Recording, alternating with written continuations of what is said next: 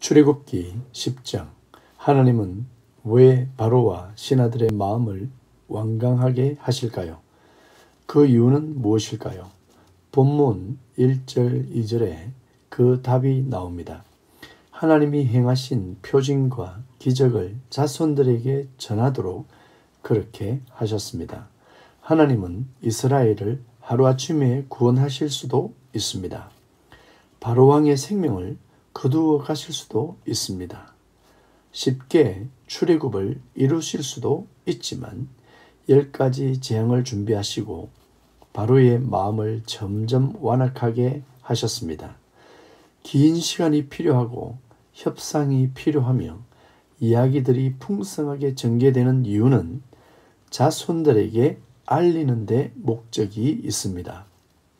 하나님은 애굽에 있는 이스라엘 자손을 구원하고 계시지만 더 중요한 의미는 오늘 우리에게 여호와 하나님의 마음을 전달해 주시려는 사랑에 있습니다.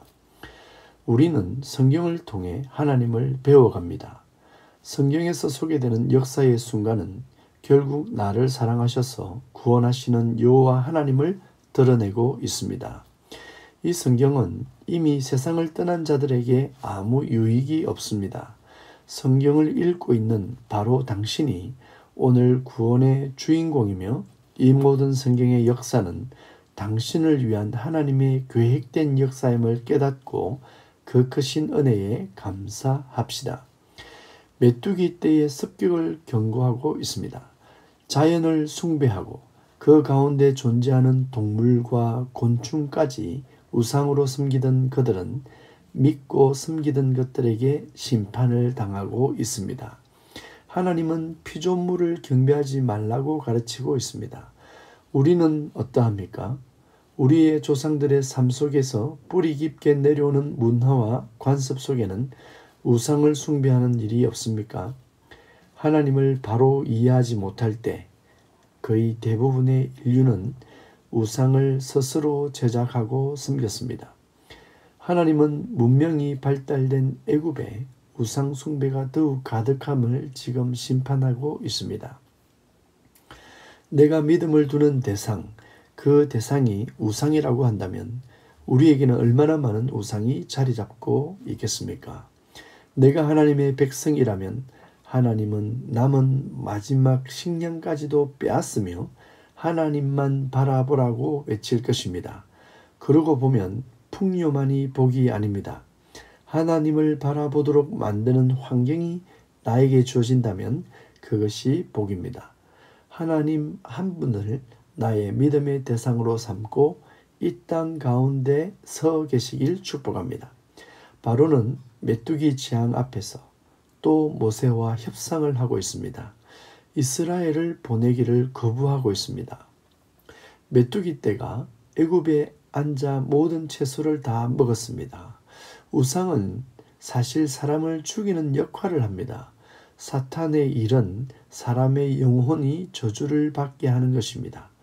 바로가 자기의 죄를 고백하고 하나님에게 용서를 구하지만 그는 여전히 이스라엘을 포기하지 않습니다. 바로의 끈질긴 모습에서 사탄의 끈질긴 고집과 유혹을 이해할 수 있습니다.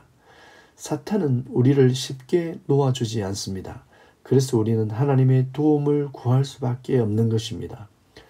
바로를 완악하게 하는 것이 우리에게는 좋은 결과를 가져옵니다. 사탄이 우리를 유혹하고 넘어지게 하며 삼키려 하는 것이 우리에게는 유익입니다. 왜냐하면 하나님을 의지할 수밖에 없도록 하시는 하나님의 은혜가 그 속에 있습니다. 이스라엘은 바로왕의 끈질긴 모습을 보면서 얼마나 자유를 갈망하고 또 소망하고 있을까요? 이스라엘은 이러한 어려움을 겪고 출애굽한 후 얼마 되지 않아 애굽을 그리워합니다. 출애굽을 후회하지요. 우리가 그러한 수준의 사람입니다. 내가 그러한 수준밖에 되지 않습니다. 하나님이 바로를 이렇게까지 완악하게 하고 모세와 아론을 미치게 만드는 데는 다 이유가 있습니다. 어떻게 잊을 수 있을까요? 얼마나 바로를 보며 답답하게 여겼을까요? 그래도 우리는 금방 잊어버립니다. 하나님은 모세와 아론과 이스라엘에게 악의 존재의 끈질긴 실체를 보여주시며 각인시키고 있습니다. 여러분도 꼭 기억하십시오.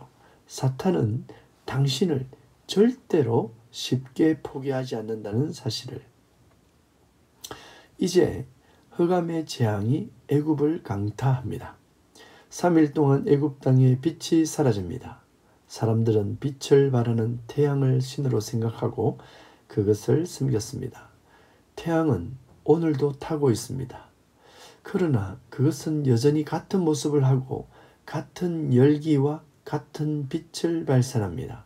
소멸하지도 않고 작아지지도 않고 힘을 잃지도 않습니다. 어떻게 그것이 가능할까요? 창조주 하나님의 섭리입니다. 하나님의 지혜와 그의 전능하심에 할 말을 읽게 됩니다. 그러나 여호와 하나님을 알지 못하는 사람은 태양을 하나님이라고 여기겠지요. 그래서 하나님은 흑암을 주십니다. 애굽에게 내가 여호와다, 저 태양을 쉬게 하고 멈추게 하는 여호와이심을 선포하고 있습니다. 그러나 바로는 하나님 앞에 굴복하지 않습니다. 모세를 죽이겠다고 협박합니다. 빛을 잃은 애굽은 희망이 없습니다. 하나님의 은혜가 떠났습니다. 돌아올 듯하던 바로가 빛을 잃고서는 더 극단적인 자세로 하나님에게 대적하고 있습니다. 빛을 잃은 자의 특징이겠죠. 무엇이 진리인지 볼 수 없습니다. 태양빛을 창조하신 빛이신 하나님을 만날 때 흑암에서 볼 수 있게 됩니다. 하나님은 지혜의 영으로 우리를 보게 하십니다. 성경을 읽지만 하나님의 영이 함께 하실 때 이해가 되고 바르게 풀어집니다. 성경을 바르게 해석하지 못하면 성경을 들고 오히려 더 빨리 저주로 달려가고 멸망으로 달려가게 될 것입니다. 고센 땅에는 빛이 임했습니다. 하나님의 백성에게는 빛을 비추어 주십니다. 예수님이 빛으로 오셨지만 어두움은 예수님을 보지 못했습니다. 태양이 떠 있습니다. 어떤 이는 그 태양을 예배하고 어떤 이는 태양을 창조하시고 빛의 근원 대신 하나님을 예배합니다. 그 차이는 누구의 자손인가에 따라 다른 결과가 나타납니다. 고센 땅은 이스라엘 자손의 땅입니다. 우리도 하나님 나라의 백성으로 살 때 구원이 보장됩니다. 죽어서 천국에 가려고 믿는 것이라기보다 지금 하나님의 나라의 백성으로 살기 위해 예수 그리스도를 믿는 것입니다. 이제 애굽에는 마지막 심판만이 남아 있습니다. 결국 하나님은 하나님의 시간표와 계획에 따라 일하십니다. 약 20일간 내려진 애굽 땅을 향한 심판은 이스라엘과 그 후손 그리고 오늘 나에게 하나님이 보여주시는 구원의 방법입니다. 그런데 그 고집스러운 바로 왕이 바로 나인 것을 아십시오. 바로 왕의 교만, 하나님과 겨루어 보려는 그 완악함, 절대 포기할 수 없는 내 속의 내 욕망과 탐심, 그리고 이 땅에서 누리려는 정욕들, 우리가 사실 애굽의 바로 왕입니다. 그래서 하나님은 내 삶에 문제를 던지십니다. 갈등을 던지고 고난을 던지고 좌절을 맛보게 합니다. 질병이 다가옵니다. 문제가 터집니다. 그때 우리는 더 완악하게 변할 것이 아니라 내 속에 존재하는 우상을 포기해야 합니다.